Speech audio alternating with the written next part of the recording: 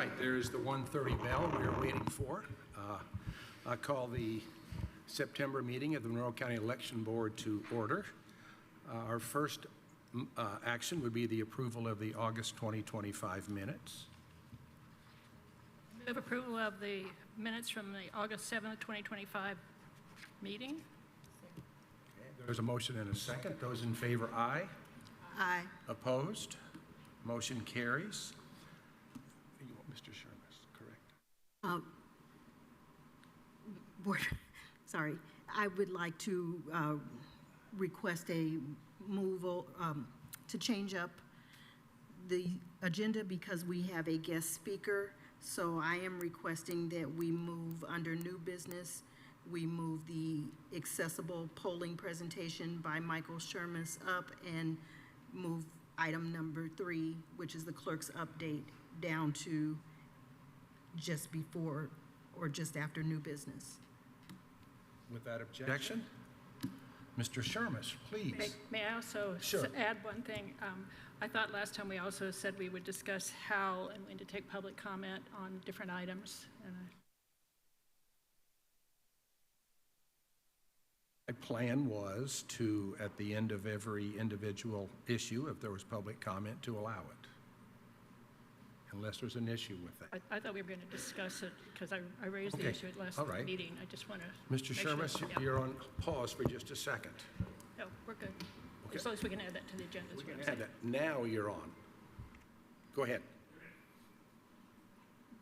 Michael Shermas is the Special Projects Coordinator and Human Rights Liaison for the City of Bloomington.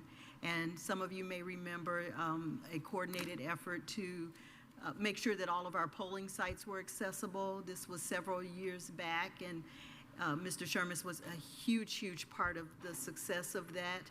And so he is addressing us today, and we welcome you. Thank you. Yes, thank you very much. So many people around the county would know me as directing the Bloomington-Monroe County Human Rights Commission, but the other half of my job is to be the liaison to the Council for Community Accessibility and the ADA coordinator at the city. And we train volunteer surveyors on how to do accessibility surveys of businesses, generally restaurants and retail kind of locations.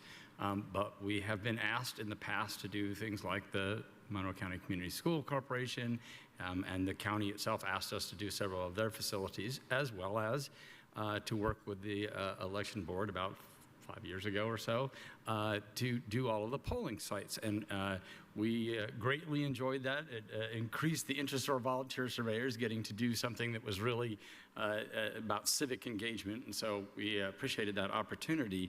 And we worked out several things to help us make the polling sites more accessible and feel good about that contribution.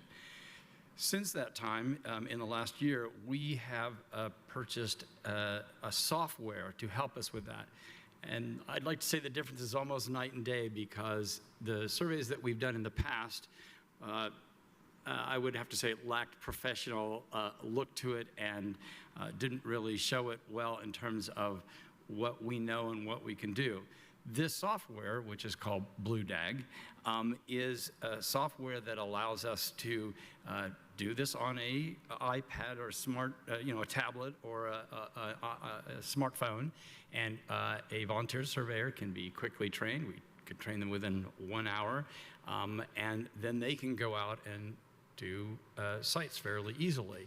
We've been working with it for a year and have learned how to customize it to the purposes that we are interested in, which is, yes, ADA compliance, but it's more about a functional accessibility. So how can people who are blind and people who use wheelchairs get into places that they need to get into, and what kind of barriers might they run into if they're not been addressed? So this software is fantastic at being able to do that. You don't show anything that you have that's fine. You don't worry about that. What you say is if you see a barrier, is you take a photo of the barrier. So say something is like paper towels are 54 inches high. You'll put the tape measure and you'll take a photo of it showing that this is too high. And then when you compile a report, it comes up with, this is exactly why it's too high. You can see the photo, and here's the diagram of what it's supposed to be. So it offers the ADA rule and a diagram and an explanation of what it is. Included are like Indiana building codes and whatever other kind of regulations and laws are relevant to this. So what I want to do is just hand you a copy of a report that we did just a couple days ago. Thank you. Here.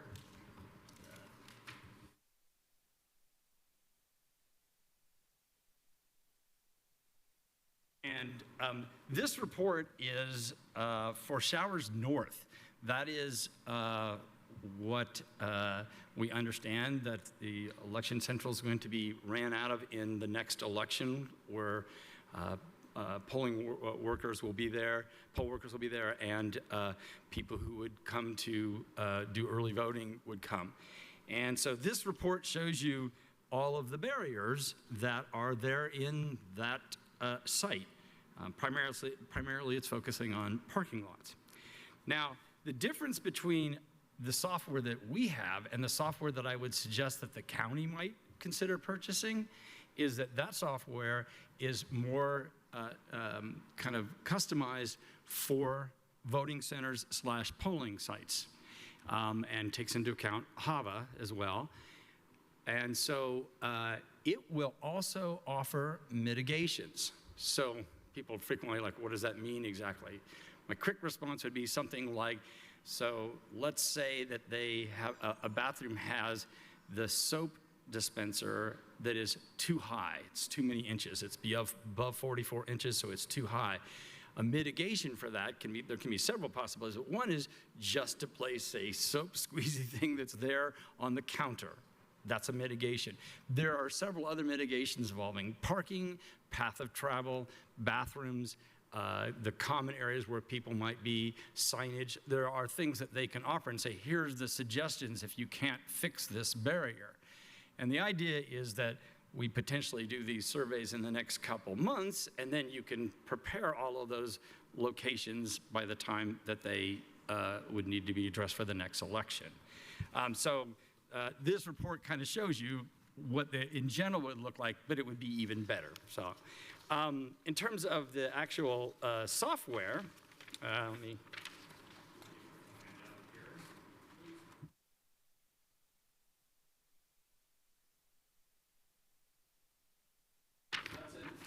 an explanation of the actual software itself and what it does. I won't go into detail into it, but this is the different things that it would do for you. And finally, I'm going to offer you a actual quote.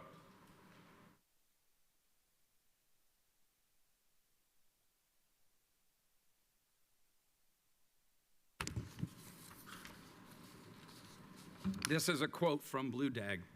So they're quite a bit more expensive than we at the city could afford, but when I went and told them how we were going to use it and what we were going to use it for, I got a really big discount. I've been looking at this software at the National ADA Symposium for the last 5 years, and they've been pushing me hard, and I've said I would love it.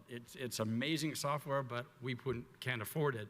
But when I kind of talked about what we were going to use it for these kind of surveys, they generally have contractors and developers using this to ensure that full ADA compliance is done when people build new things. And we were using it for these kind of surveys. Well, they don't generally use it that way, so they wanted to work with us, and they gave us a discount.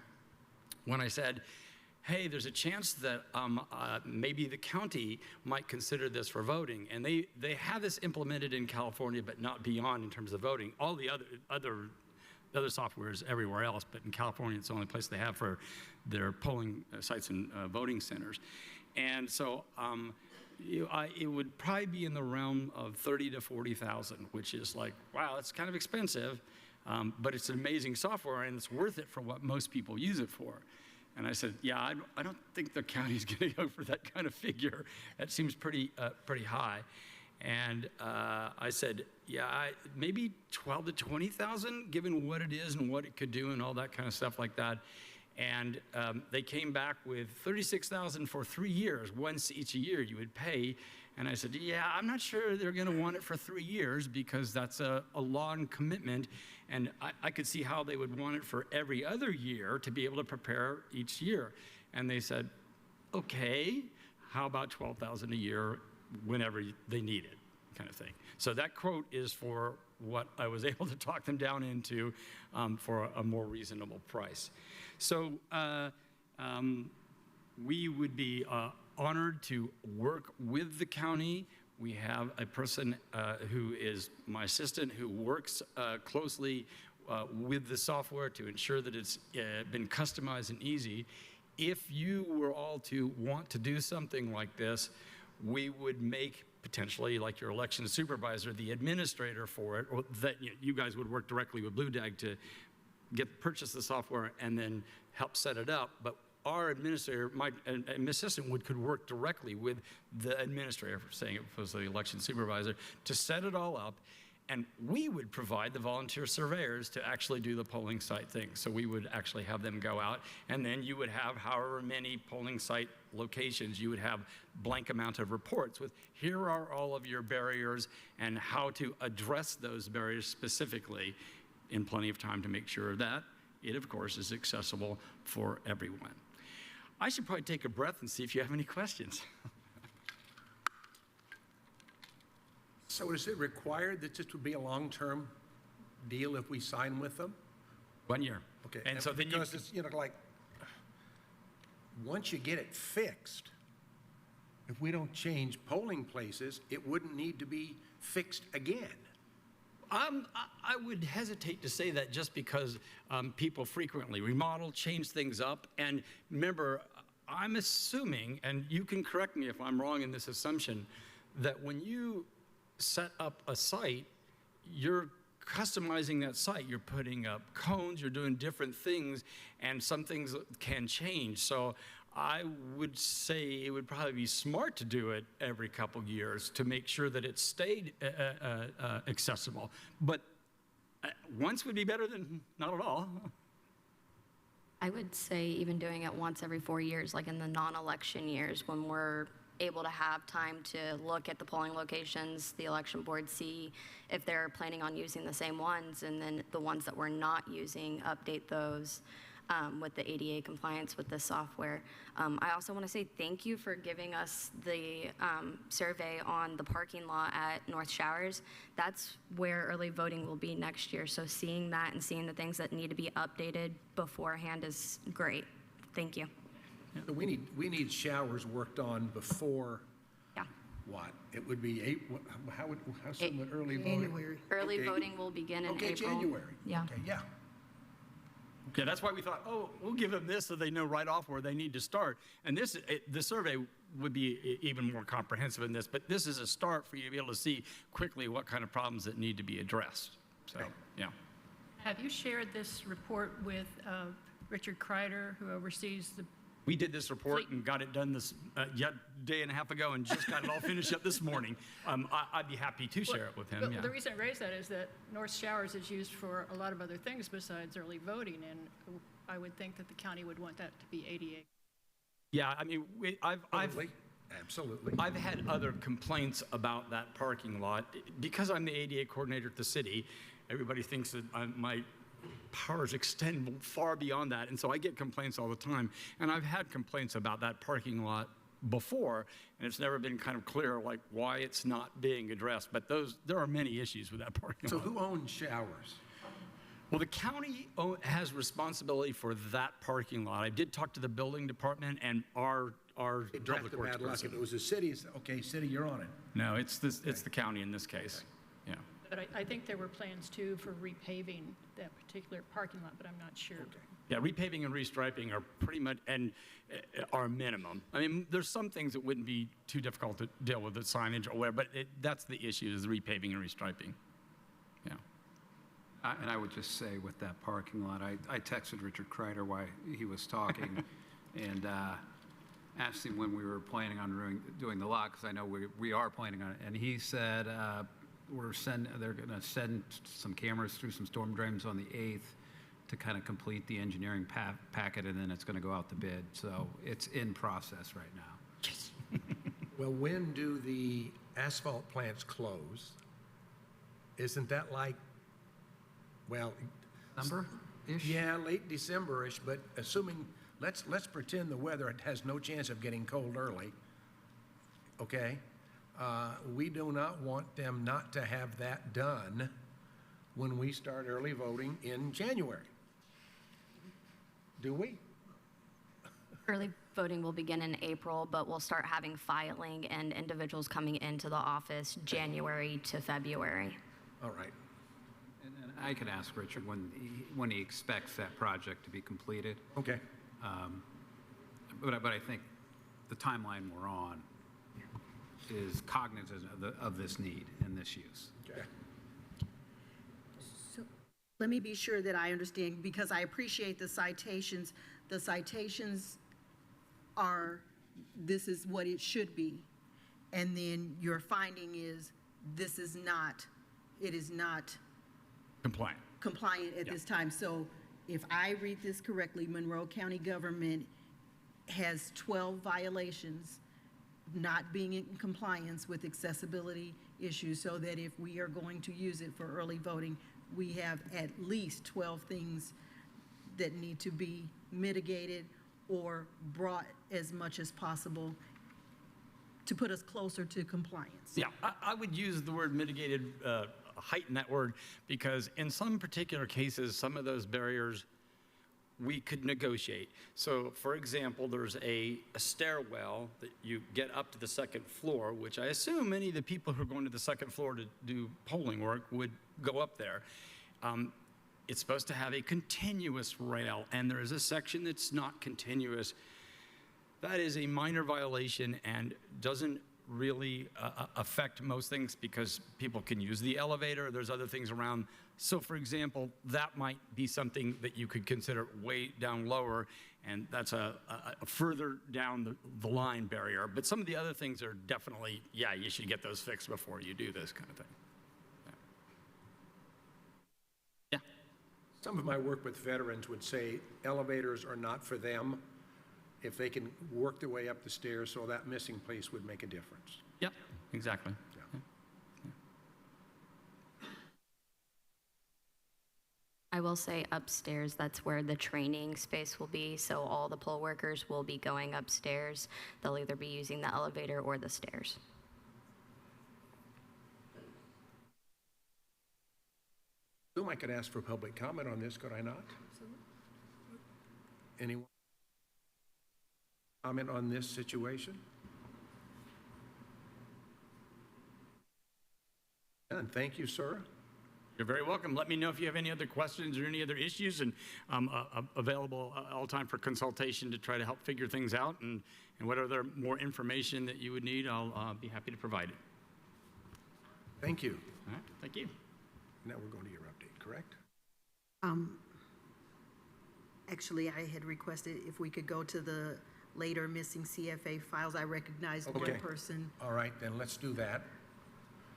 Missing CFA files.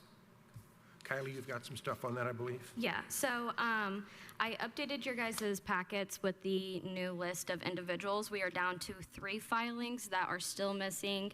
We have now 4 that have been turned in but are considered late, and then we have 2 of the individuals that were on the original list that did submit in time, and 1, their document was just missing. So those 2 that are at the bottom, that would be more of a decision for you guys if you would like to make a motion to void those, and then their first offense for late filings will be dismissed. And then the others will be, if they are here to speak upon why they missed or if they are still missing. So we have 2 that have been turned in and resolved. Do we have to do anything with that? So the 2 at the bottom, they are going to be I would suggest, my suggestion would be to void those first offenses for those 2 individuals. One did submit on time. It was just in an email that was not received, but then was forwarded to us showing that it was sent on time. And then the first one in that section was that they had filed. We just didn't have a copy of it in our office. Right, these two. Go ahead. She's here. So that's, Okay, so Ms. Oliphant is here. Do you wish to speak to this?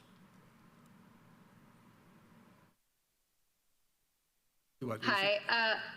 I don't really have anything more to say. We had filed it back in May 25th of 2017. And because we never dissolved the committee and we've been filing CFA 4 campaign finance reports annually since that time, this requirement to file a new CFA 1 doesn't apply to me by statute. And we did verify that interpretation of the statute with the Indiana Election Commission as well. So I reached out to Kylie Ferris, and Ms. Ferris let me know they just didn't have a copy in the office. And so we had that record retained and we provided it to her office. So if you have any questions, I'm happy to answer them. the one that you're recommending we void. Yeah, that is We one void. of the 2 that I recommend that we Okay. void. I would move that we void those 2 late filings. I will second. Those in favor, aye? Aye, opposed? Okay, that is resolved. Okay, those are settled. And then we have the 4 that are under the late CFA 1 filings. I just need a motion to either void or to give them their first offense to make the record official in our office for their late filing. So you got theirs, but they didn't come in on time. Correct. I'm just being sure. Yep. What has been customary in this manner? So the policy states that the first late filing is a written warning, the second is 50% of the maximum fine, and then the third is 100% of the maximum fine. In the past, they have sometimes voided due to situations. With this one, we wanted to make sure that you guys were okay with giving their first late filing since it was a law change and not everybody was informed, but we had sent out letters, the election board had sent out a letter to both party chairs for them to contact their elected officials in order for them to get them turned in on time. So these people would just get an email saying, don't do it again? They received a letter saying that they have been late or they were missing their documents. If you want to continue with the 3 that had turned in late that had not received that original letter, then it would just be a letter, hey, this is your first offense, and we'll make it official in our office so that we can keep track moving forward if there is another late filing. I am happy to make a motion to send the letter notifying them of their first offense so that we have that paper trail going forward. I second. I think it's a good idea. Is this just for those that were late with the CFA? The 4 in the middle, correct? Right. Yeah, the 4 in the Yep. middle. Have they had other lateness with other forms that they've had to file, whether it was So, CFA 11? When we adopted the new policy for the CFA late filings last year, I believe, or the end of '23, they had decided to wipe it clean and everybody was starting fresh. So most of these, this will be their first late filing and then they'll continue moving on from there. That work? Okay. So we have a motion and a second. Those in favor, aye? Aye. Aye. Opposed? Okay, so they get the letter saying don't do it again. Great, and then the 3 at the top, they are still missing their CFA 1s. I have received delivery confirmation for the first 2. I actually just received the second one as we were sitting here before the meeting started. The third one still has not shown that they received the letter. So we can postpone on those 3 until the next meeting, or we can move forward with 2 of them to give them their second letter saying, hey, this is now a late filing. We need to receive your document. Are these sent email? No, they are letter and they're sent letter. certified. Sir, okay. Yep. So you So- have not gotten anything back that the third one has signed?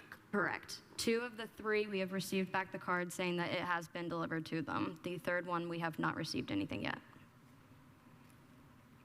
And these were supposed to be turned in originally, July 11th at noon. so we're almost 2 months late. Ms. Kylie, did I understand you to say this is the second letter? They've already... We will send the second letter. They've already been sent a letter Yes. that you're late, Yep. and then you received Yeah. back the proof. So this would be the second you're late, which I think is incredibly generous. Absolutely.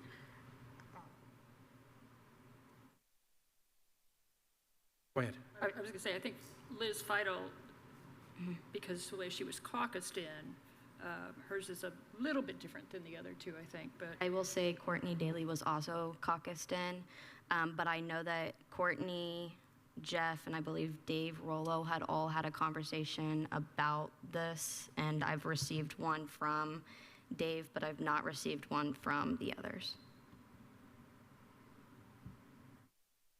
I would move to send a second letter to them. Okay. They've had time, and have it almost 2 months. Okay. I'll second that. All right. And I will get those sent out. We had most, yeah. Those in favor? Aye. All right, thank you.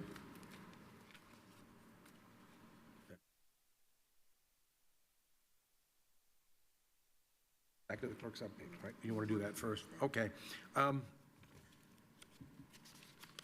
The chair of this committee, I have not followed it to a huge thing, but I was told that it is to rotate. I think, honestly, I think that makes sense in every county, because there are a lot of counties that are just like Monroe that have mostly one-party rule. I think it's fair to do it this way. Now, the law has changed, so it's a 4-year term. Is that what you're saying? Yeah, so as of July 1st, there was a change to this. It is going to be IC code 3-6-5-8. I did provide a copy of that for each of you guys in your meeting packets. It'll be the last page of that packet, actually. And it now states that the chair of the board is elected, and they serve a 4-year term that is in correspondence with the clerk's term. So the term that will be elected today will end on December 31st of 2026. And then on the first meeting in January, a new chair would be elected and serve a 4-year term. So from that, it is elected by the board. So it would be someone motions for an individual be the chair, and then it would only need a 2-vote count to be approved.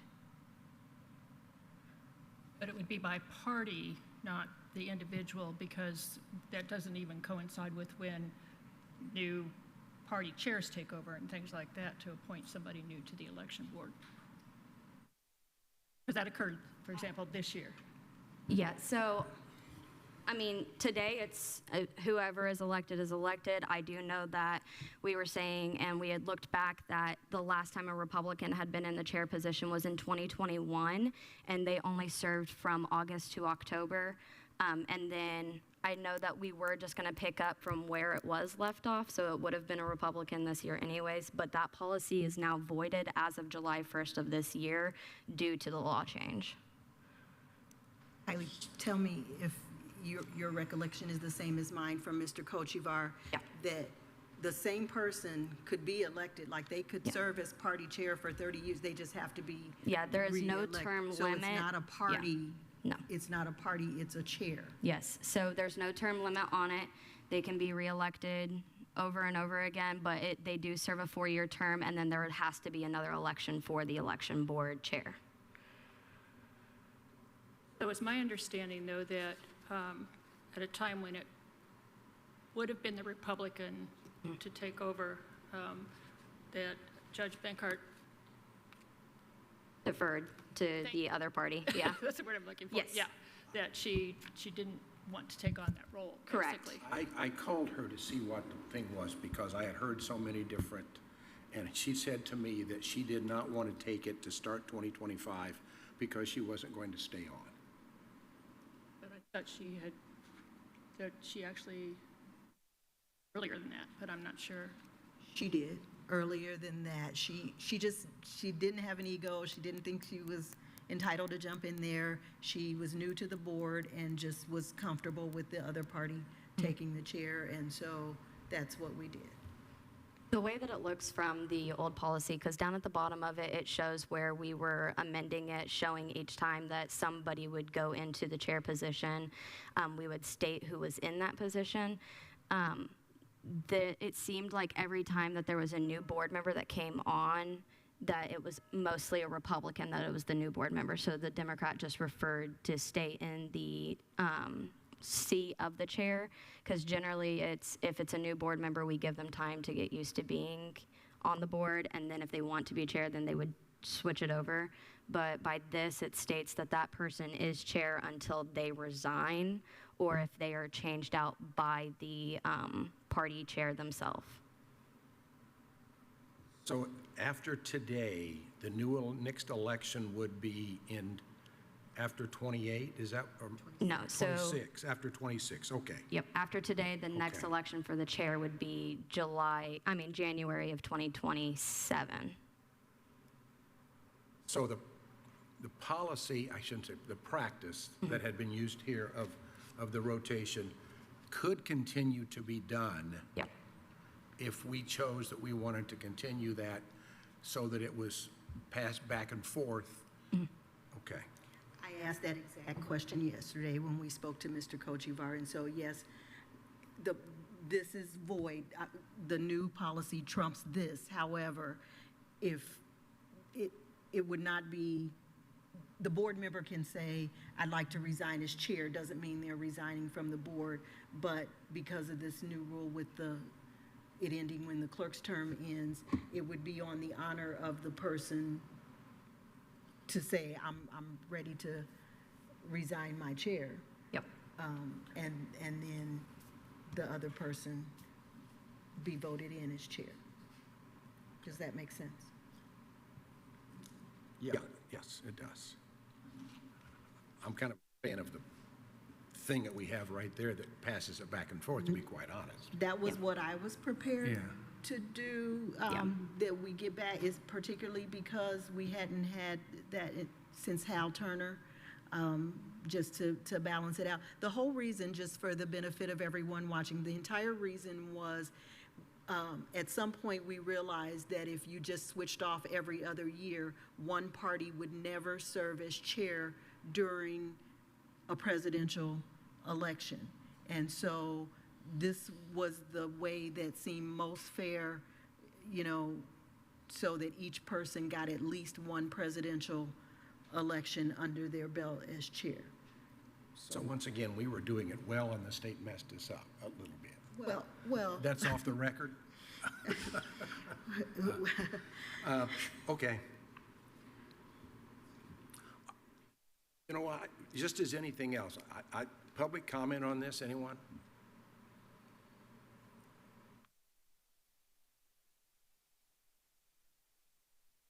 All right, then, okay, I'm sorry, go ahead, ma'am. All right. I feel that because the voters in Monroe County elected a Democratic clerk, that it should, Democratic clerk and a Democratic board member, that through the end of 2026, that the chair should be in the Democrats' hands. But that's because of what the majority of the voters had indicated with their choice of clerk. that's not the criteria that this new statute. I realize that. I'm just saying that based upon the sentiment that the voters have expressed with their votes, that's my own opinion. That's all. Well, I kind of feel a little bit for I know this may shock some people, for the Democrats in counties like Morgan and Lawrence, who would probably never get to chair their election board, just like it would be here. And I'm not a real big fan of that kind of stuff. So as much as it actually bothers me to do this, I will nominate myself, because of the Republican year, to be chair of the election board.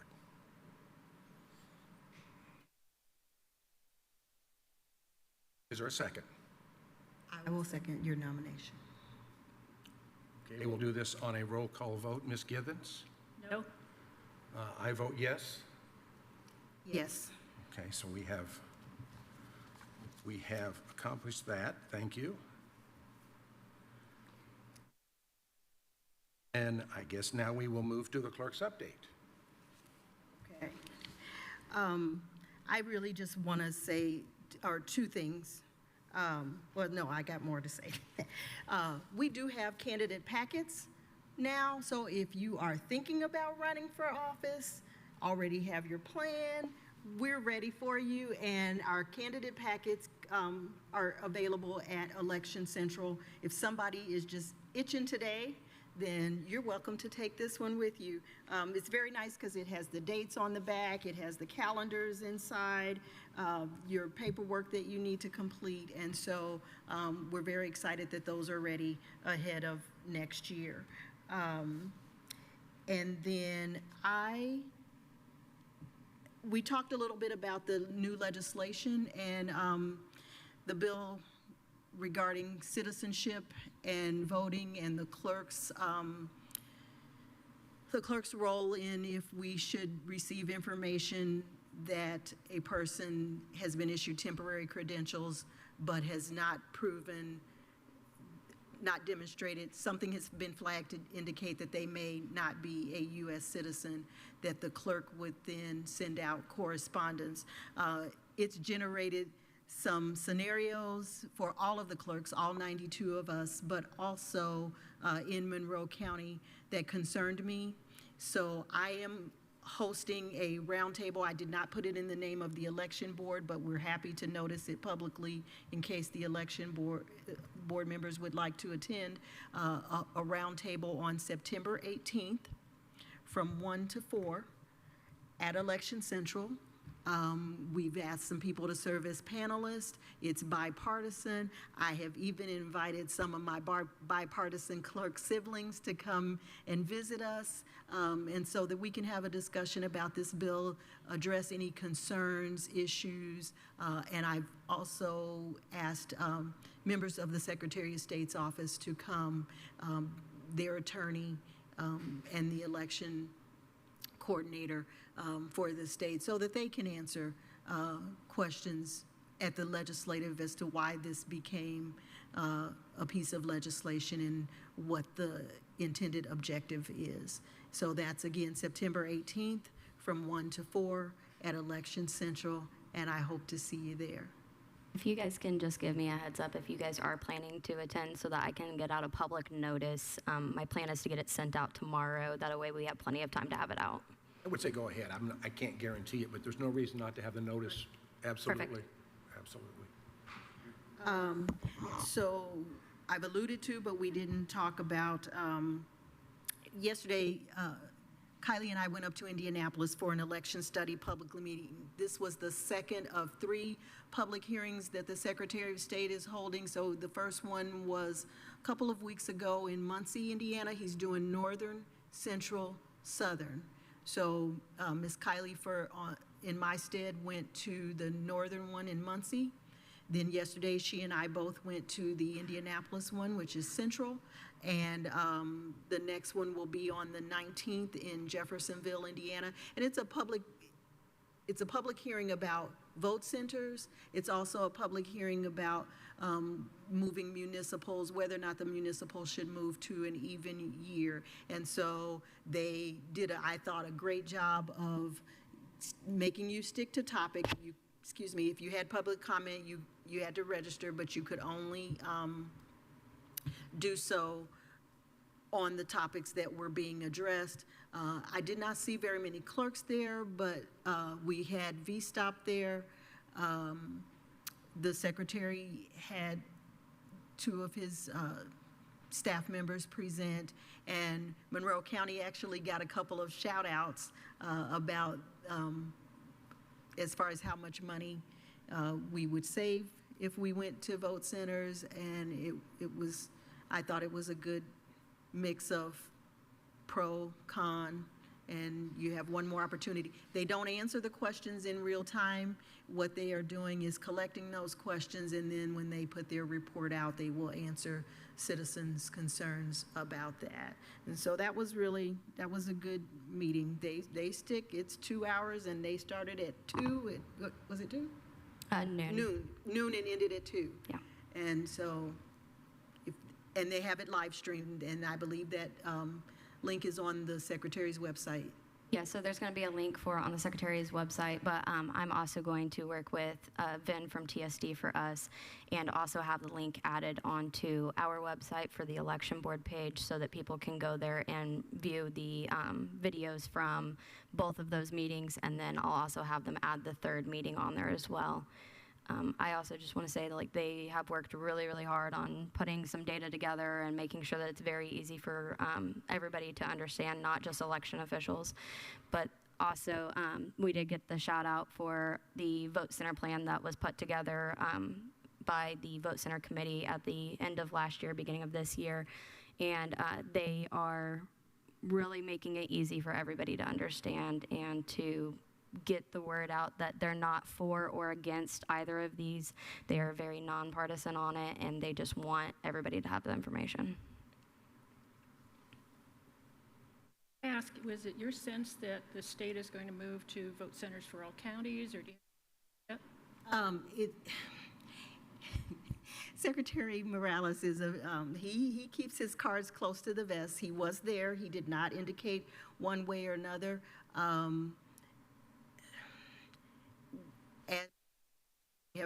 As you recall from meetings with our Vote Center committee, 2/3 of the state are already vote centers. There are some who expressed public comment yesterday that because the word precinct is in the Constitution, that they do not see vote centers as aligning with the state constitution. The prevailing concern, and Kylie, correct me if I'm not stating this correct, the prevailing concern is about the fact that we have electronic poll books.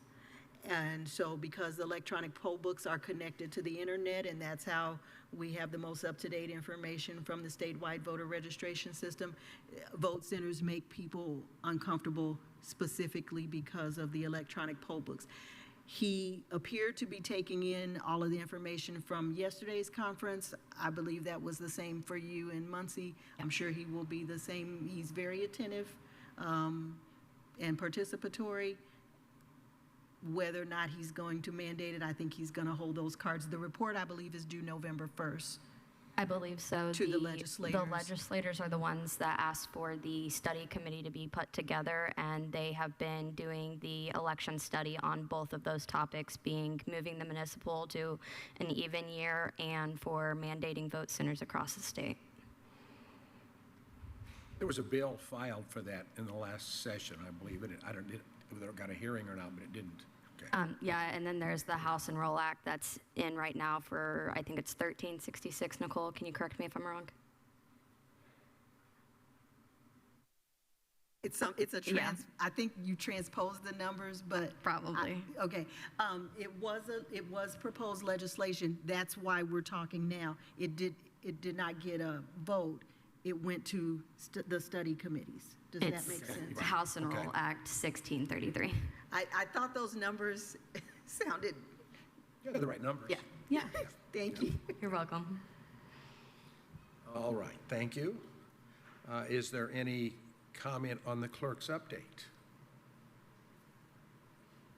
Okay, we will move on to the Election Central update. Oh, I'm sorry, was there?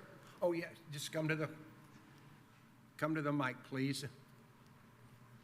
Also, we need a mic still there. have the budget part on Okay. the clerk's update. We'll do that. But we need We'll a mic at the podium. There is a mic at the podium. Is there? Oh, okay. Okay, I couldn't see it from my vantage point. Thank you. I am Shawn Hannon. I am a Monroe County resident in Perry Township. I've worked polls in 3 different counties in the state, including Monroe County. And I would just say that the experience of having vote centers in a previous county where I lived was outstanding. The thing that I would avoid, and it really was only a problem the first year, but if we go to vote centers, the county I was in had a vote center on one of the most well-known roads, one of the landmark places. It'd be, well, it was the place in the county where everybody had gone for basketball games. It was a big arena. The problem there was the lines got so long, and there was another vote center a mile away. So if it had just been a little less well-known, people would have looked a little, I mean, it wasn't far to get to a different one, but people waited in line a long time. But I would strongly recommend vote centers as being something to look forward to positively, in my experience, both as a voter and as a poll worker. I want to thank you for serving as a poll worker, and I recognize some poll workers in our audience, and so thank you for your service. We had some poll workers at the meeting yesterday, and they shared their experiences as well. Thank you. Thank you. Now the budget update. I'm sorry. Yeah, Election Central. Oh, okay. So then it will be, I'm going to start off with the citizenship update. As you said, as Nicole said, we are going to have a roundtable to kind of discuss citizenship law a little bit more in detail. But today I just want to give you guys an update of what my office has completed so far. So as of since July 1st, we have sent out 38 letters to verify proof of citizenship. 11 have shown their citizenship proof. One has asked to be canceled due to them not being a citizen, and they had got registered through the BMV when they went to get their identification card. And then we have also had 6 that have came back as undeliverable. Those will stay in the 30-day hold until we are told to do anything with them. At this time, they've kind of put a pause on canceling anybody until some things get straightened out at the IEC.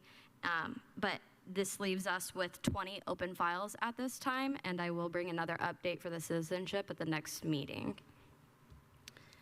And then I'm going to move on to the voter list maintenance update. Since July 1st of this year, a total of 4,722 voters have been processed. 449 of those voters have stayed active, 21 have been rejected, and 165 have been canceled.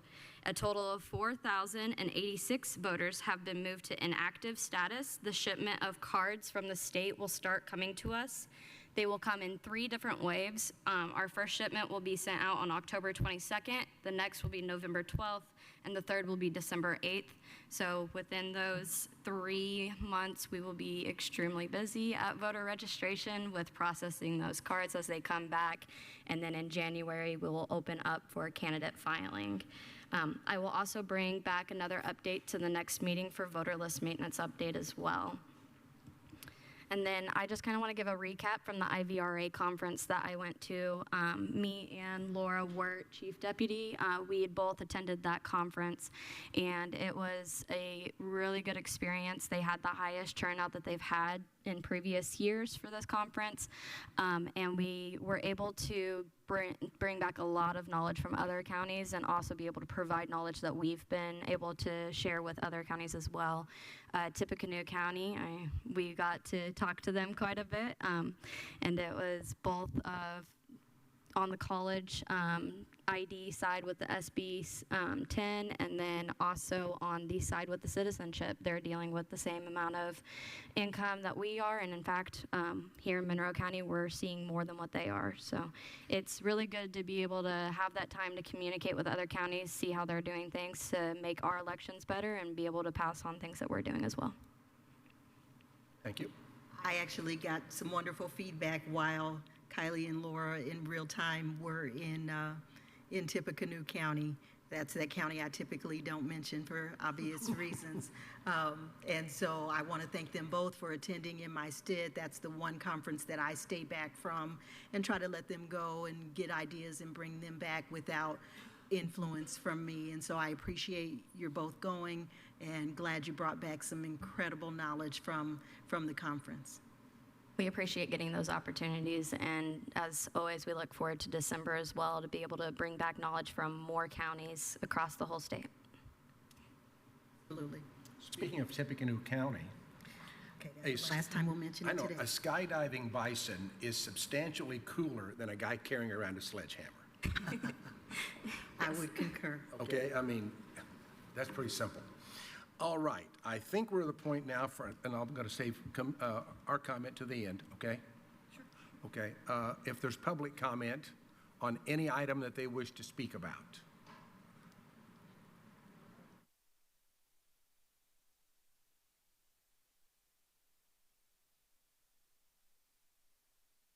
Hello, my name is Cheryl Langdon. I'm a Monroe County taxpayer, and I'm a disabled Army veteran. The following events that I'm about to speak here are real and true.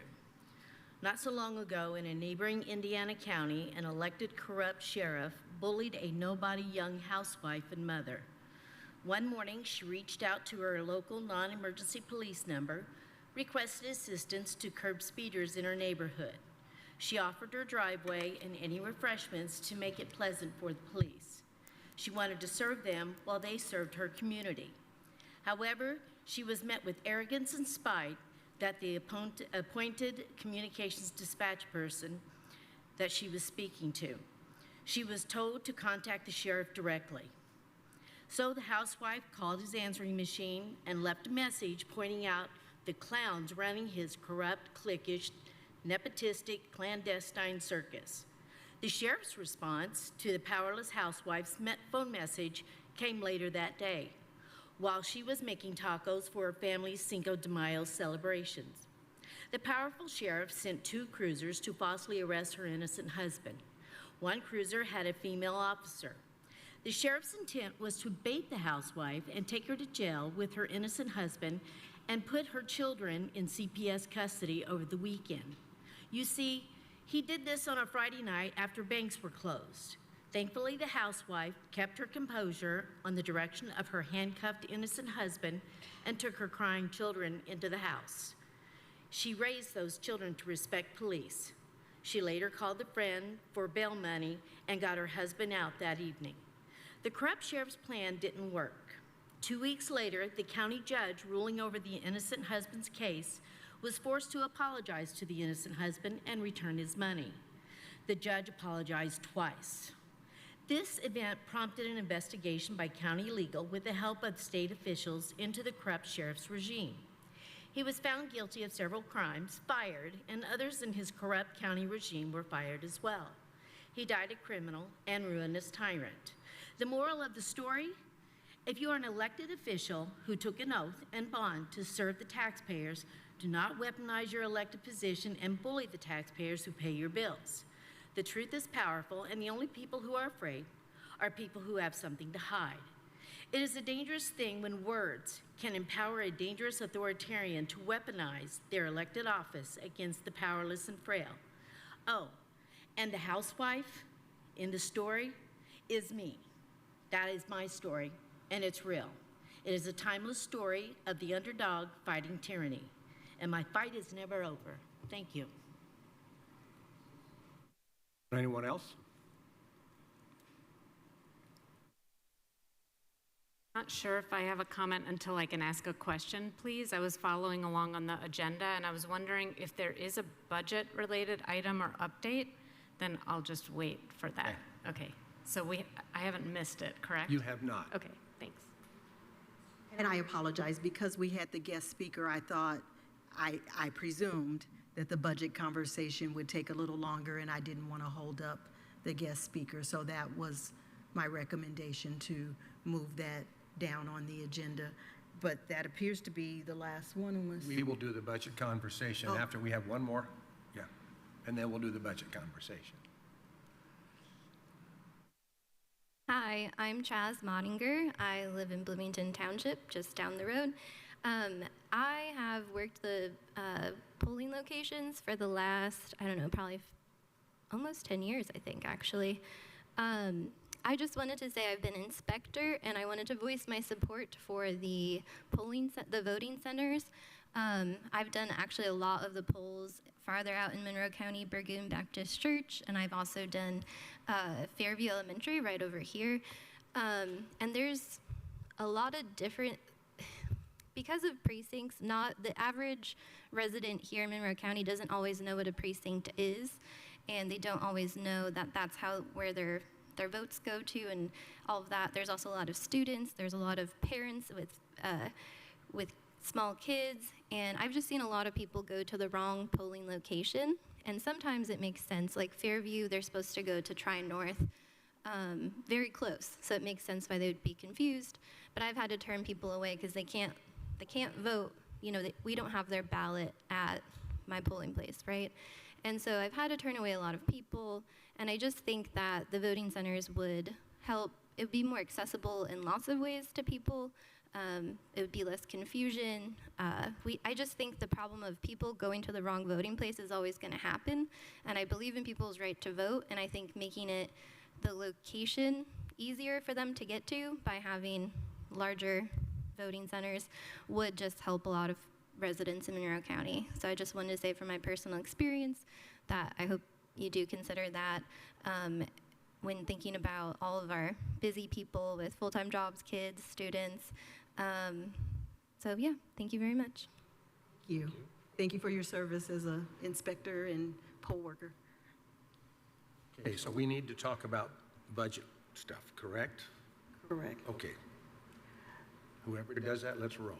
So, just in summary, the budget session for the clerk's office was last week, and what has typically happened in the past, because I am the person who does the day-to-day overseeing of that budget in the office, is I've submitted my proposed budget based on a number of variables. The budget is provided to the election board, and they have a chance to weigh in. If they attend, they'll come maybe early because it's been advertised that we'll be together for the budget hearing. Last week, I received one of our board members was on virtually. The other submitted a letter indicating support for the budget, and so I have one board member supportive of the budget, one not supportive of the budget. I believe, if I understood them correctly, what they did is they motioned to accept the budget, but they wanted us to meet to discuss what was submitted, and then if there are issues, they will reopen the budget for discussion. So with that, I'm happy to talk about the budget. You all have received a copy of the budget, and I am happy to answer questions. I think there's some questions that fit in with understanding how budget decisions are made. And we're all aware of the fact that the county is facing a $9 million shortfall, and that the county council hopes to be able to provide a 3% COLA increase for all employees. And as you stated correctly, and I agree with completely last week, that we need to be able to pay our workers sufficiently to keep people. We need to maintain the people that you have on staff. We don't want them leaving for other jobs, which can happen if there's not enough money to provide that COLA. But I think before we even discuss budget, we need to have other understandings. Like last year, there were 29 polling places. Do you anticipate, or does your office anticipate having 29 again, or will that be expanded or reduced? So we absolutely anticipate having at least 29. We have had some offers from sites in the community where they are volunteering to serve as a polling site in 2026. I don't want to, I just want to level set with every election is different, and voter turnout is different at every election. And so we have a large one, a little less than large, and then a smaller one with the presidential, the off-presidential, and the municipal. And so obviously the one where we typically experience the most turnout is our presidential. The one where fewer people are eligible to vote, so it's a little bit lower turnout, is municipal. And then the off-presidential 2 years after, which is what 2026 is. So the people who have asked about serving as a polling site, I have responded and asked if Kylie and I could go and meet with them to see if it might be a polling site that would work well for us, that we could recommend be a voting site. But we haven't talked to the 29 to say, are you intending to continue to serve? So your question was yes, about 29? Yes, I expect at least 29, but we also have had some other offers that I am open to looking at. I raise that because it increases staffing costs when you have a lot more polling places. That's why I'm asking those kinds of questions. Of course it is. But what I would remind you is that the same number of people are eligible to vote in the off-presidential as is the presidential, which is every single voter registered in Monroe County. And so, yes, because it's the same number of people to prepare for. Yeah, but I'm saying if we had more polling places, we would pay more for staffing. That is what I'm saying. correct. Yeah. They do Yeah. have to be staffed. So then also, we haven't talked about this, whether or not there'll be early voting satellite locations in 2026. And I know. We've talked about it, Yeah. yeah. Because that increases costs also. It does. With budget constraints, I'm less inclined to think that's a good idea, just because of,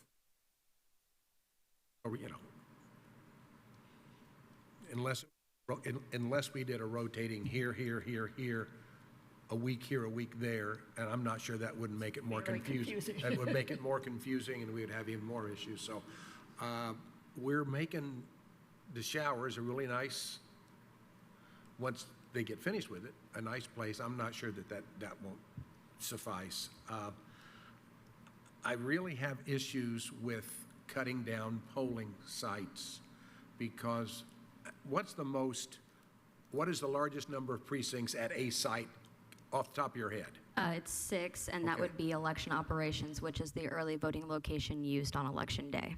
Okay. I'm not advocating to No, cut the I'm not sites. saying that. I'm saying we need this information. I want to make sure that people that have chosen to live out in the county aren't inconvenienced any more than they have to be. Yeah. The lowest will be 1 precinct, and that'll be both Burgoon and Meadowwood. Burgoon's kind of out there.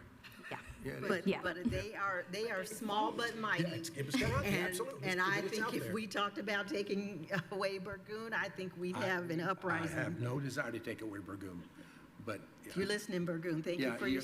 if you're going there, you're going there intentionally, yes. Yes. Okay.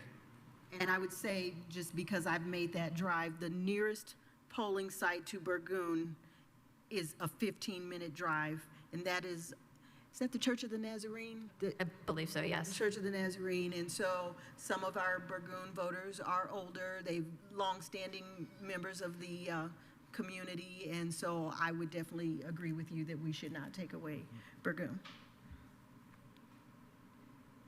So I went in and met with Kylie a couple days ago and learned some things that I was pretty shocked about.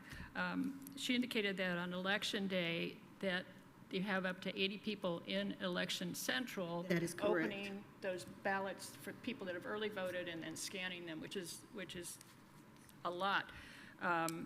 Do you anticipate the same level of staffing needed for that and for early voting in general?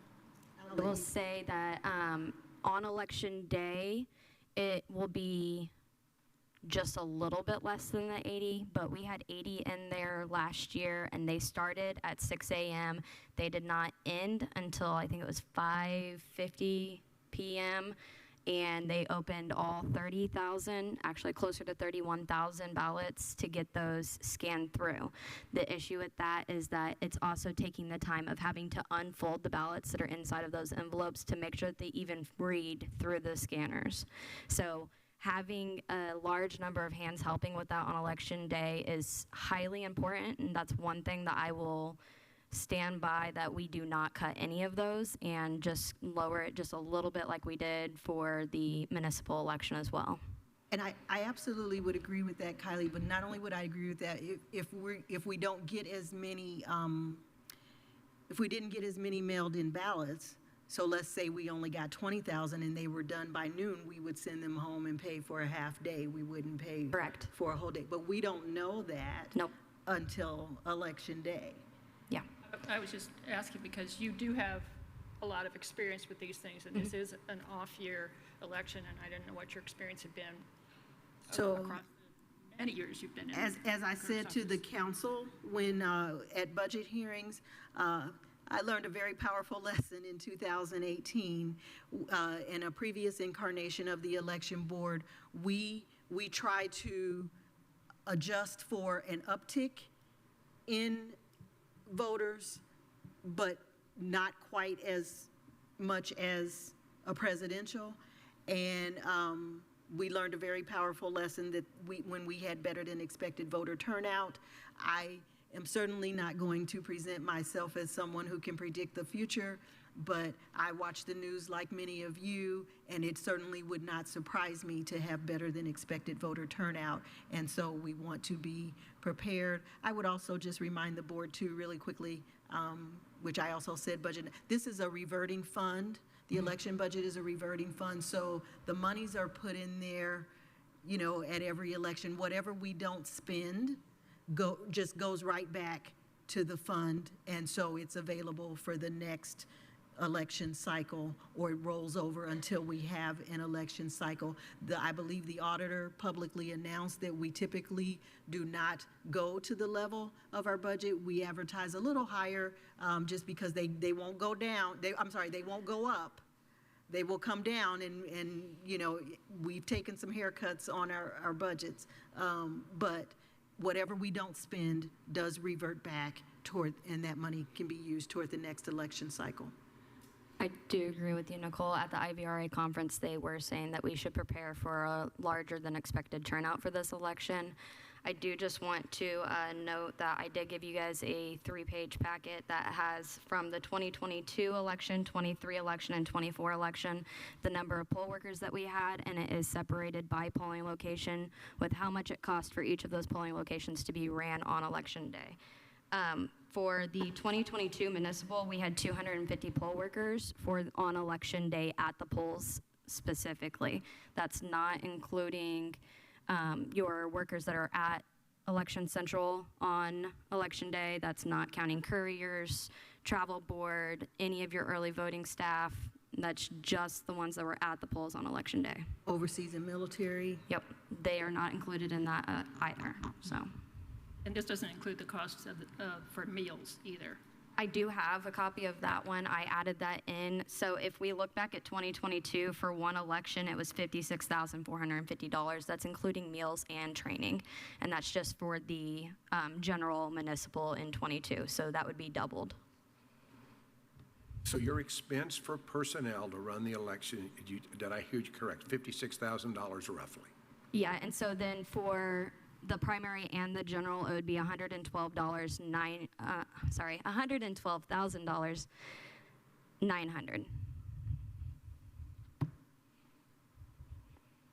I noticed when I was going through the budget, and I do want to talk about several individual items in there. You have FICA included, but you don't have costs for Medicare. Which is 1.45%. So I believe that Kim Shell, you were on the meeting, I believe that Kim Shell explained that they put that money in another budget. I believe they put that in the human resources budget, but it is delineated for elections. That was not a choice I made. We do not touch the tins. We don't have to worry about it? That is what Kim Good. Shell said. Okay, all right.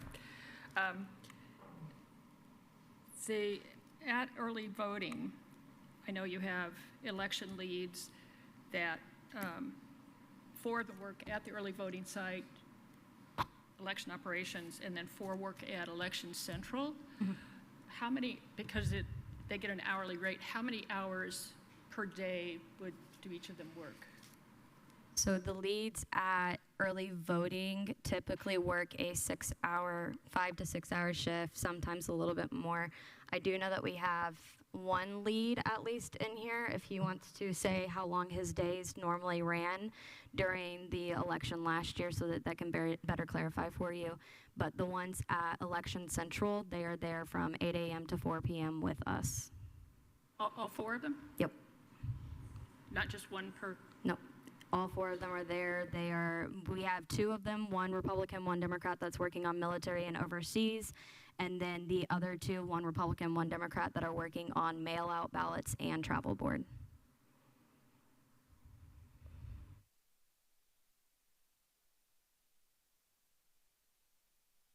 Sorry, I didn't think to ask you some of those things earlier. Then also you have some part-time people listed in here. How many hours out of the year do they work? As you know, part-time is up to 28. It's 1 day less than full-time employees work. It depends on the particular employee, so up to 28, but I would just remind the board that they step up as well. Everybody steps up, all hands on deck, and so they do work more hours during early voting and election as we prepare for early voting and election. And in the same way that our absentee election days, in the same way that they are bipartisan, my office is bipartisan too. So there's a full-time Democrat, a full-time Republican, part-time Democrat, part-time Republican. Everything is ×2, and that's at all 92 counties. That's not Monroe. But I guess what I want to know is, you have in here $35,000 budgeted for each of the two part-time positions. Yes. If somebody were working an average of 30 hours a week all across the year, so 1,560 hours, that's why I was asking how many hours they would work. So it's not an average of 30, it's an average of 28. That's the max, even though you said that they work They more? They can get more. They can get more, but it typically average, because they want time off like everyone else, and if they don't work, they don't get paid. Right. And so they take vacations, they have classes, they get sick, they want time away. And so it typically averages out to that 28, but they do work more during election seasons. So when I met with Kylie and with Molly Turner King, they said for part-time people, folks are paid $17 to $20 an hour. It's a range. Yeah. So if they are earning the $20 an hour, that would be, well, I used a higher number, but for the hours worked because of the extra for during voting season, I guess I'll call it, that would still work out to about $31,200, and you've got $35,000 budgeted. For the other position, if they were at 17, which is what Kylie said the one is at now, that's less than $26,000, but you're budgeting $35,000. So I don't start out at the $20 unless I have seasoned poll workers. So you may remember Bonnie and Jack, they made at the higher end. So again, you don't know what projects, like right now voter list maintenance is coming up. There's something to do whether or not we have elections. And so certainly I have allowed for a little bit of wiggle room, and that's what we have asked for in the past. I'm sure my part-time employees, as they get experience, will come back and want to renegotiate a higher wage, and Kylie and I work together to determine. I typically take steps, but if I have an exceptional worker, I'm not above For example, one of my part-times, she had some election experience in another state. And so she could very easily justify why she should not make at the bottom of the range. And with the experience she's getting here, she could very easily go up to a higher wage. Sure, but I'm saying that if they worked an average of 30 hours a week, that takes into account extra time for some of these special things. If they work 30 hours a week, making $20 an hour, that's $31,200. You've got it budgeted at 35. I would like to bring it down. If they worked at the $17 an hour, and they worked an average of 30 hours a week across 52 weeks, that's $26,520. Again, you've got it budgeted at 35. I think we should have a realistic number in here. So keep in mind, though, I can take some of that if I have my full-time employees who are also working extra and they work more than 40 hours, they get some comp time, then they would go into overtime.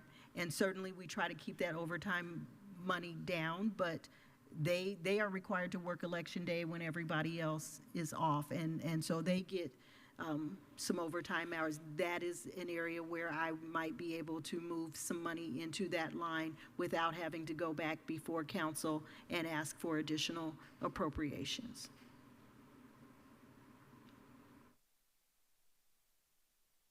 Sounds like a lot to kind of park there, to use Liz Feidel's terms. I would take objection to the phrase park there. We will not have time in 2026 to go back and ask council for additional appropriations. We will be incredibly busy, all hands on deck. And so I would not use the term park. I would simply, again, remind the board member that any money that is, it's in the election budget, any money that is not expended returns back to the election budget. I don't want to be penalized for being judicious and just making sure that we have what we need to work with. And if we don't need to spend it, all the better. It goes back and it will be used for the next election. Thank you.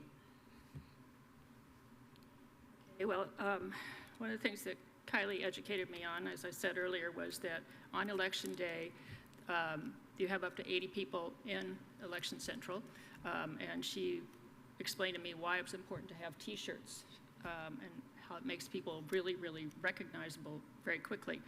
So if it's just going to be T-shirts and you only need a few new T-shirts, why is it $500? That's $100 a T-shirt. I mean, so we have some people who worked before who had T-shirts, but now I have new people, and they don't have any. I did not order shirts for myself or anything like that. That is a place where I might consider taking a small haircut, but they are embroidered with the election symbol. That is going to cost more. I believe Kylie negotiated a very good deal, but we do have more people who will be getting T-shirts this time than last time. Get them last time. Are you saying you're going to buy more than 6 T-shirts? Yeah, there was 6 of us last time. And so, did everybody get 2? No. Okay. And so, We each got 1. right. And because they're going through that, every day, you want a fresh shirt, you don't always. Election day. Some of the staff does use it at early voting, but it was majorly used on election day, but some of the staff would use them during early voting. I know I did because it was easy for them to identify me. A lot of the poll workers don't realize which individuals are part of the election office staff and which ones are just poll workers or leads.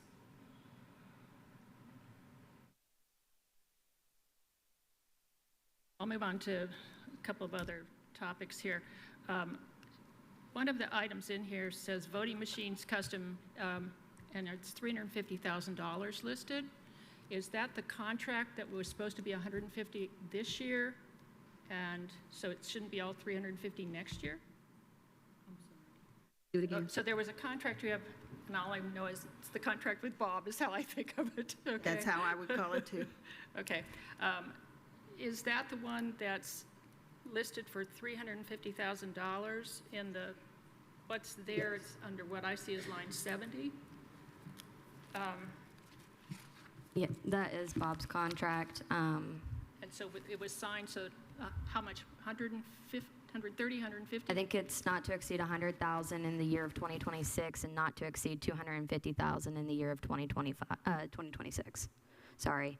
Not to exceed 100,000 in 25, not to exceed over 250,000 in 2026. So that should, 100,000 of that should be in this year's budget and 100,000 less for next year.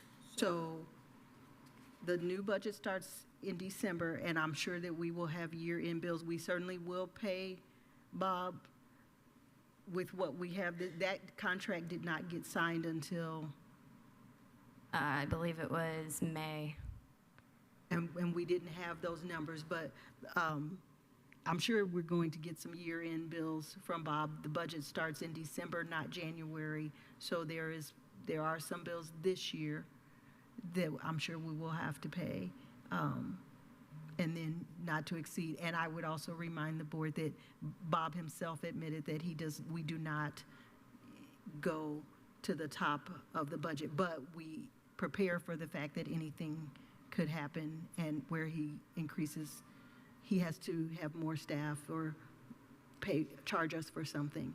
And we cannot, I will say this for the benefit of every single person watching, we cannot do elections without Bob White and his team. If I have to go back and ask for what I need to make sure that Bob is taken care of, I certainly will, because that has made all the difference in how well Monroe County elections are run. Thank you.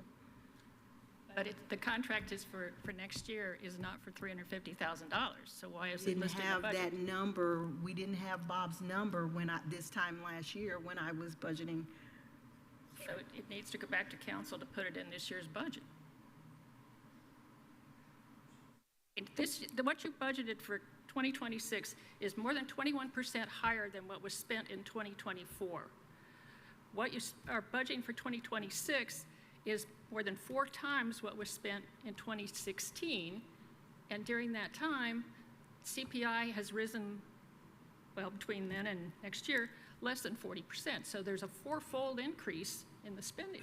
So, and this is with this, in 2024, you paid rent for election operation. We're not even paying rent for election operation, so to increase it by 21% just seems off the wall. I would just say not one vendor, but every vendor post-pandemic, when their costs increase, I end up paying for those costs. They pass them, and I have explained that to county council. Software and licensure increases, how much you pay people increase. We could, whatever I ask for, just to be clear, we could hire a vendor to come into Monroe County and run it all, run elections from January 1st to December, obviously coming in for early voting and election day. That is substantially, they are 3 to 4 times higher than what I am saying. And again, yes, there are some areas where that money is higher, but it reverts back if we do not need it. But those costs are passed on to me, and they are very real, and we are right now looking at, where finishing up, even in the off-election year, we've had election bills. We still pay vendors. And so that's what I'm trying to explain, is that the budget actually starts in December. It's not the end of the calendar year and the budget year. Bob is going to give us bills for the end of the year, and that money is there. We can start paying him to finish out this year. I don't know what that money is going to be. Especially if we're moving everything from Election Central to the Showers building. I will also say with the House Enrolled Act 1633, we have to remember that if the vote centers are mandated, we're going to have money somewhere in our budget to put towards equipment on top of having to ask for additional money. So having the money that's in there, if it's not spent with the immediate response that it's in the line for, then that money is going to be moved in order for us to afford this equipment that we're going to have to buy if the vote centers are mandated. Won't happen until next year, and it wouldn't go into effect during the middle of a... It would go into effect in July 1st, 2026 is what we've been informed. And then it would go into where in the general election of next year, we would have to be a vote center if it is passed. Violates current law, which says you have to have the same polling places for It would be the general same as polling the locations primary. because it would be the same polling locations because if it's the 26 that the 29 that we have right now, those same 29 would convert to vote centers. Printers and stuff to be able to operate Yep, there. for all 29 of those locations. So another thing that's in here, and Kylie again explained some stuff to me, that you have to have the number of ballots for, if you have 80,000 people registered to vote, you have to have 80,000 ballots. Correct. And I understand that. But, and there was some of the cost from 2024 for the ballots came through not until 2025. But you've got $100,000 listed for ballots when the total that was expended for 2024 ballots was less than $85,000. In fact, it was less than $84,000. Why that huge jump? Did the cost of paper go up that much? As the vendors' costs go up, they pass them on to me. I don't know what the price of ballots is going to be, but it will go up. I will say generally Hart will send us a list of how much each thing will cost in the beginning of the year, so we'll probably see that about January. So I know that we always anticipate for it to be more expensive than what it's going to be because of the fact that if we don't have the money there, we're going to have to take the time back to go back to the council to ask for that money, and then it puts us in a short time crunch like I had explained to you when you came and seen me on Tuesday that like last year, we were printing ballots Monday morning that had to be sent out by Saturday afternoon because we didn't have the state certified list of presidential candidates yet until that morning. So it's having that money there to not have to worry about going back to pay for it in a time crunch of right there in the middle of the election is the best possibility for us. But also, as Nicole said, that money goes back into the election fund. It's not going anywhere. It will be used, and if it's not used, it'll be there for the next election. I just find it incredible that the cost of ballots would go up 20%, or more than 20%, is what it feels like. Again, I agree with you completely, Clerk Brown, on the fact that we need to be able to pay people, but I find some of these things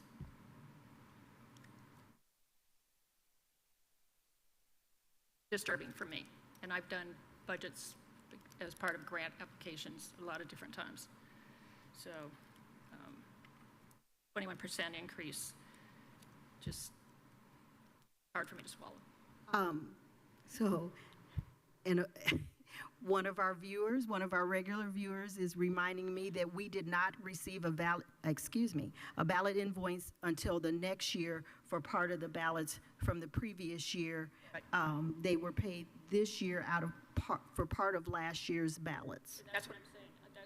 When I said that it was, you didn't receive the bill for it until this year for part of those stuff from last year. But altogether, the cost for ballots for 2024 was a little bit less than $84,000 when you take into account what was paid in 2024 and 2025. Okay. Take that into account. Yeah.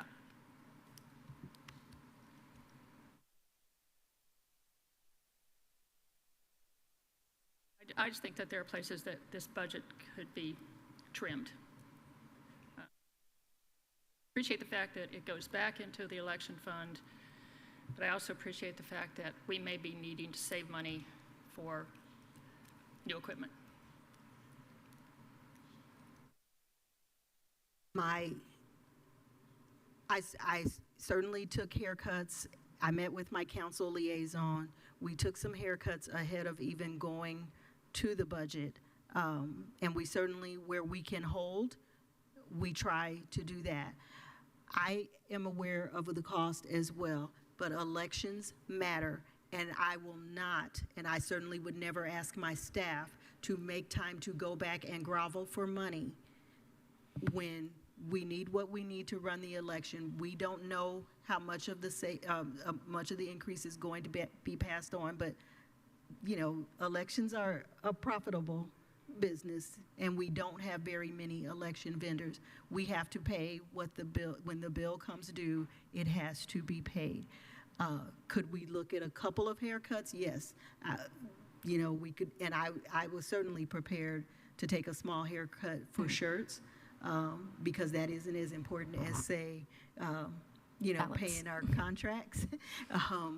But I want to ensure that we have money, enough, sufficient money, that we are not running back when we are all going to be busy, including you, Board Member Githens, because you're required to work too on election day.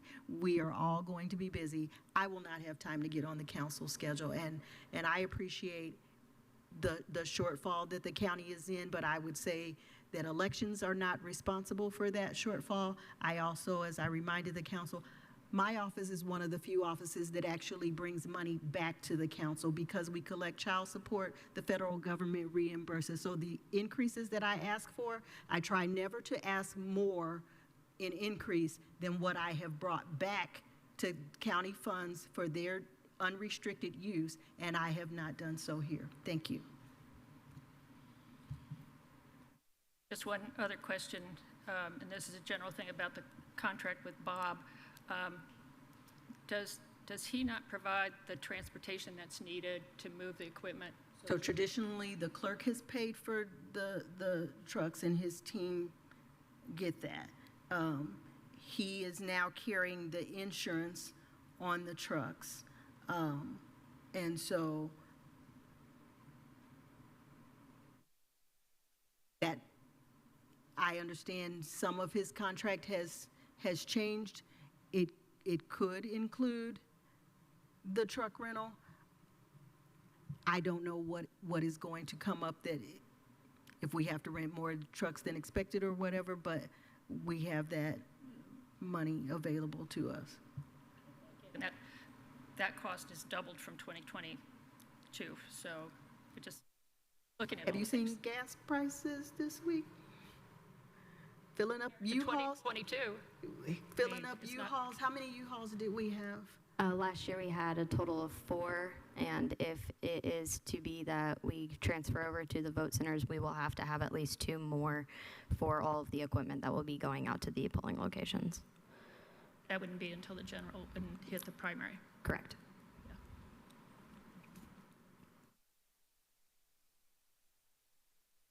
A truck rental is not the gas price, sorry. Well, you have to fill them back up. The rental price, full when they go they back. have to be full Yeah. when they go back. The cost of renting a truck, I'm sure, is more than it would have been in 2022. Right, for but double is what I'm looking at. Honestly, that wouldn't surprise me, from moving kids around, as the double, that wouldn't surprise me at all. Moved kids to. Okay. That doesn't surprise me that it would double. We've had a patiently waiting comment.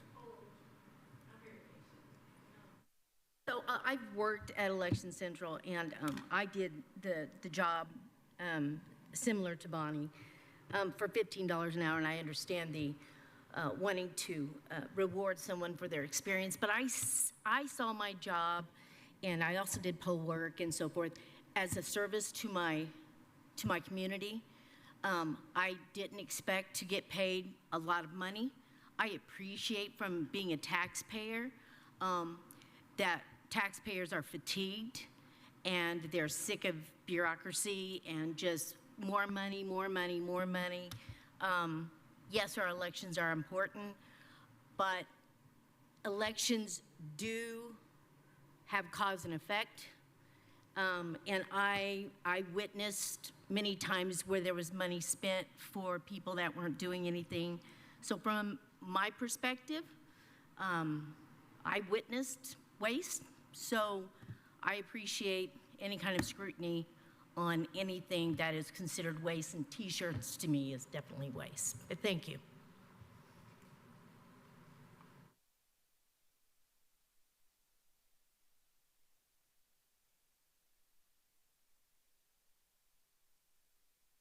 Do I have to press anything here? Can you hear me? My name's Nancy Goswami. I've worked early voting and election day in various positions. And I disagree that, some people do want to be paid for their time, and I think they should be paid appropriately. If you are okay with $15 an hour, that's okay, but maybe some people want to be paid more for their money and that for their time, and that's okay. I agree with the T-shirts. If you want to identify people, can you just do like a fluorescent lanyard? Maybe that would be a little cheaper. And I know we're just talking about a few $100s. Also, too, I think that on election day in some places, if you have 2 judges, I think that perhaps you don't need a sheriff in addition to the 2 judges. Early voting, I think sometimes we do have too many people working early in the voting process. And then, of course, the later it gets in the process that we do need more workers. But I think perhaps cut down on early voting, poll workers early in the early voting. Also, too, just want to know, with voting centers, would having voting centers and having printers at polling sites, would that lower the cost overall, like eventually, rather than printing ballots that you don't need? Because I see a lot of wasted ballots on election day. So, thank you.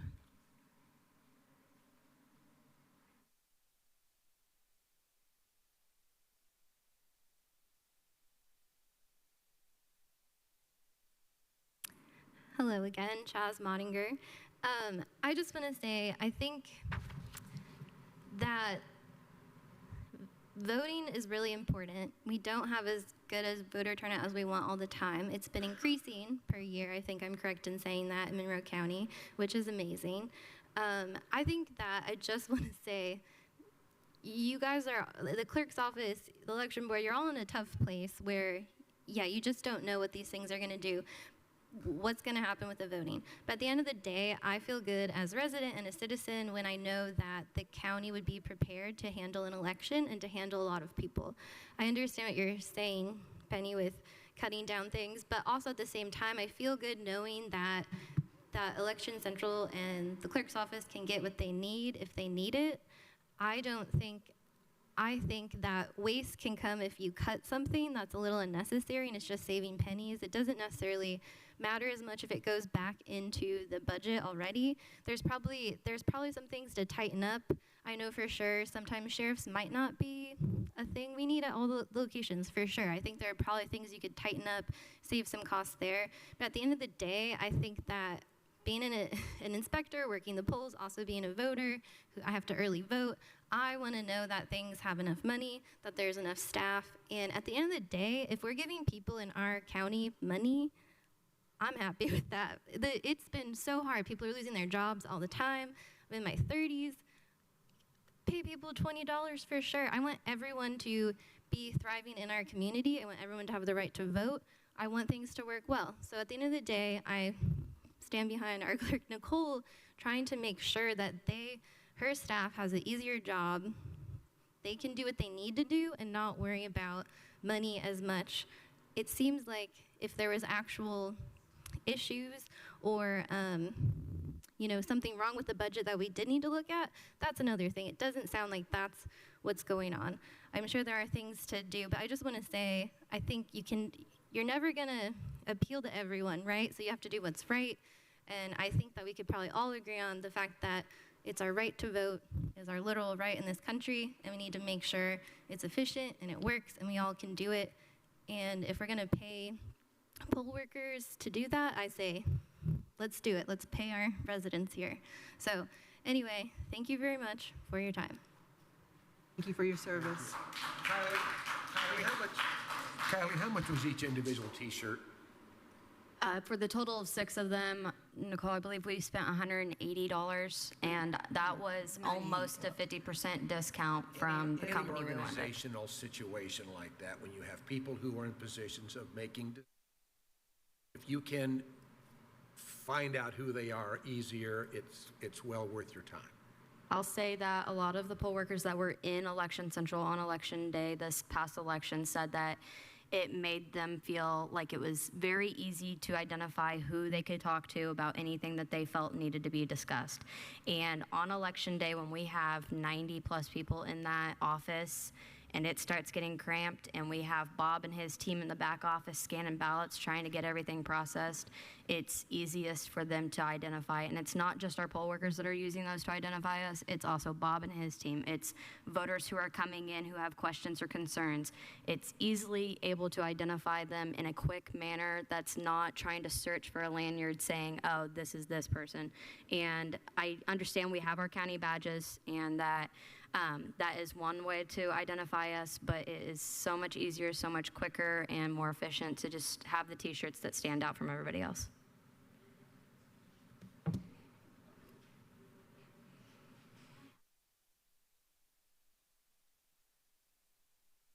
You're not on mic. My point is, and I'm trying to drive this home, why am I, as a taxpayer, paying someone $20 an hour that can't and doesn't know how to identify the person they're supposed to go to without a T-shirt? A badge is fine. I don't understand why I am paying someone that, if they aren't qualified to do this temporary position and they can't identify and they don't have enough training to know who they're supposed to go to without a T-shirt, a billboard, I mean, then maybe I need to have someone that's more qualified. This isn't a permanent job. This isn't, you're not doing service, community service to be a poll worker at election to pay your cable bill.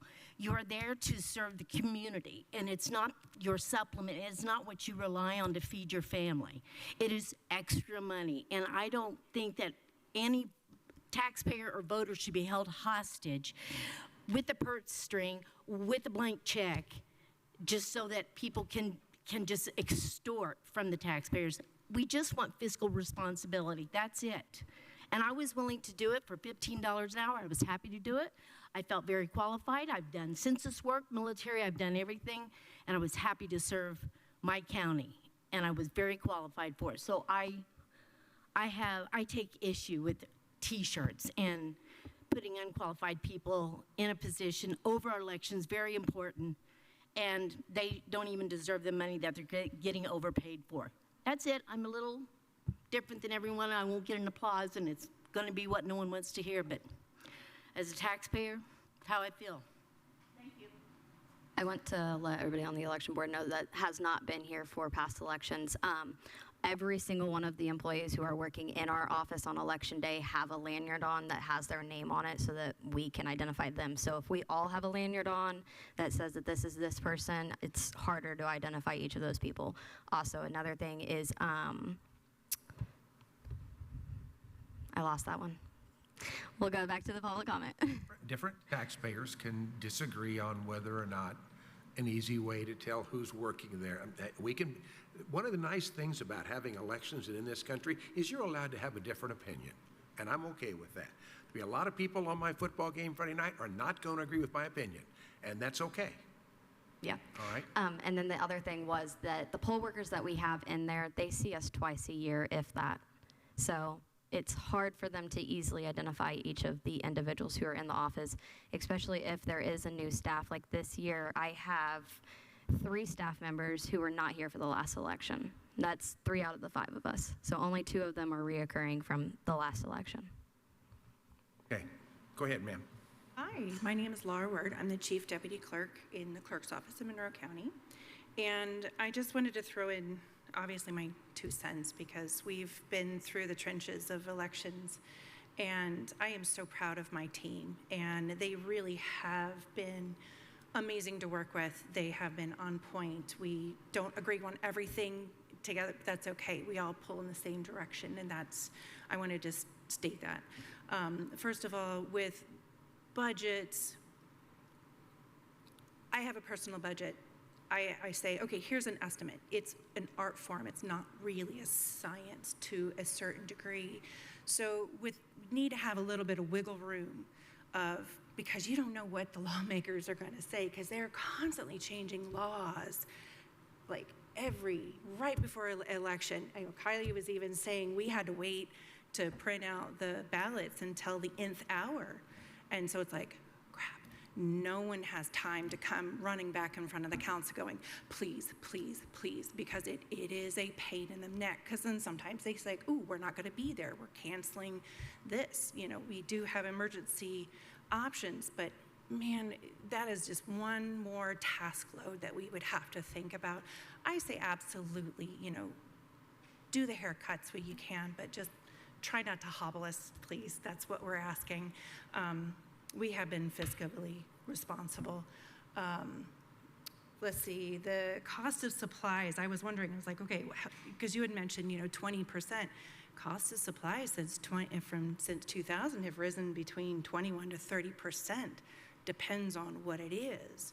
So that's very reasonable ask. If you're like, that jumps up 20%, that's very reasonable. I know my groceries, per se, have gone up to like 30%. I'm like, okay, so we have to have that wiggle room in our budget. So just keep that in mind, please. We respectfully ask as a team, as a crew who've been there, done that, will be doing that.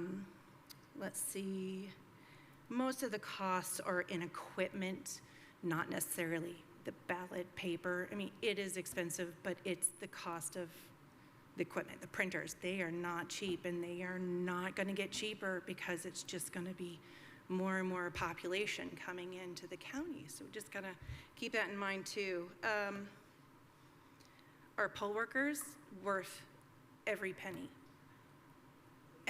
Every penny. You know, some of them are like, I don't even know how to explain it, but when it comes down to it, the price you pay for quality people pays its return over and over and over again. And sometimes people are like, you know what? It's not a national holiday. They're taking their time off of work, regular work, and some of them are like, if they don't work, they don't get paid there. And yes, they want to do their civil servant, you know, but we all got to pay the bills at the end of the day. So absolutely, I say what they earn now is 100%. So thank you very much for your time and consideration. Have a good day. I will point out that I didn't question how much people were paid. I was asking about why we're over budget from what they are being paid. I mean, I totally support salaries for people. I would like to see them higher. But I would like to see them higher too, and I would be honored to stand with you if you make that position with the council. Two years ago, I was the one that went before council and said, give our employees a 7.9% raise, and I thought that there was going to be a few people faint with that, but it happened. And so yes, I do support that. Just for comparison, Hamilton County, their poll workers make $400 for the day. I would say that they have a comparable cost of living to Monroe County. I'll also say that there's another county, I can't exactly remember which county it is, that is in my group email that we were talking earlier today, but they just had theirs set to that they have a base pay for their inspectors at $350 for the day, and then they get paid an additional $150 for every precinct that they oversee. If we did that in Monroe County, we would be paying the inspector at election operations over $1,800 for the day.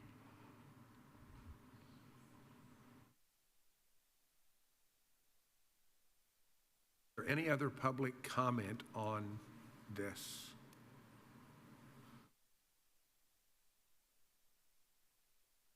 Is there any just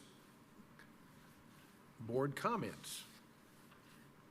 I am going to stand by the budget that I presented to the council last week. Certainly, you know, for some reason, what was intended to make sure that staff were easily identifiable, the T-shirts have, clearly, there's been some resonance with the T-shirts. That is one place I'd be willing to take a small haircut, but they do cost. And I think a 50% discount, anybody in here who gets something on sale for 50% off, you think you are walking out hoping that they don't call you back and say it was a mistake. So I appreciate Kylie getting the 50% discount, and so they would have been double. And so I am willing to take a small haircut in that. But otherwise, I am very proud of the budget that I submitted, and I believe that it would ensure that we would not have to return to council during 2 very busy elections, at which we expect better than expected voter turnout, to grovel for money. Thank you. Anything else for the good of the order? I do believe that there needs to be an official vote on the budget from the election board so that it can be continued through the county council. Then I will move to accept the budget, to forward the budget as written. Second. In favor? Aye. Aye. Opposed? Nay? Okay, passes 2-1. All right. That handles what we need to handle. Am I correct? Does anybody else have anything you want to add? Yeah, we were going to discuss how we take public comment, whether we're going to take it on each voting item or all at the end? Well, I think that what I'm accustomed to is you don't take public comment on minutes. That's Obviously. something that we are responsible for. But on anytime there's a motion, what I'm accustomed to is you take public comment before a vote occurs, and that you usually would make a motion and then the board discusses it. But that's a slight. But I would like to encourage us to take public comment on any vote. I don't really have an issue with that, to be honest. I mean, when we have comment. So it's just adding a public comment to every item that is going to be taking a vote on? And you don't need to list it on the agenda then? Correct. Even. Yeah, I don't have an issue. Yeah, maybe I can remember to take public comment before we talk. I'll make myself a note, okay? Okay. We can do that. And then the only other thing is, do we want to start doing like a public comment section for any items that are not on the agenda? I have no problem with if people have something that we need to hear about, letting us hear about it. Yeah. Do you guys would you want to put that at the beginning of the meeting or the end of the meeting? Because right now it's just, we have a public comment section. I would like to say at the beginning, because I don't want to make them hang around longer than they have to, but sometimes they might be a little bit long-winded, and I don't want to keep people here that have business. So I would prefer it be at the end, just from the standpoint of being fair to everybody and their time. I think we also should specify that there's a 3-minute limit. Well, absolutely, Yeah. without question. Yeah, without question, yes. Mr. Cockrell, do we need to take a vote on that? I guess eventually I think the answer is going to be yes. I mean, I guess if I don't normally handle these meetings, if this was a meeting I handled, I would want that all in like a resolution or something. So I have a piece of paper to refer back to 2 years, 4 years, 6 years down the line. And so my suggestion is let's get it written up. Let's get it presented at the next meeting for a vote and have the vote then. That's better than me making a motion right now that we do that. If it's better to have a piece of paper that's fine. That works for me. That's fine. I'll contact Molly and have her write up a resolution for that, and then we can present it at the next election board meeting. We don't have to make this rocket science. No. No. Agreed. All right, anything else from anyone? I would entertain a motion to adjourn. Motion to adjourn? Second. Those in favor, aye. Aye. Opposed? Motion is adjourned. We will see you on October 2nd.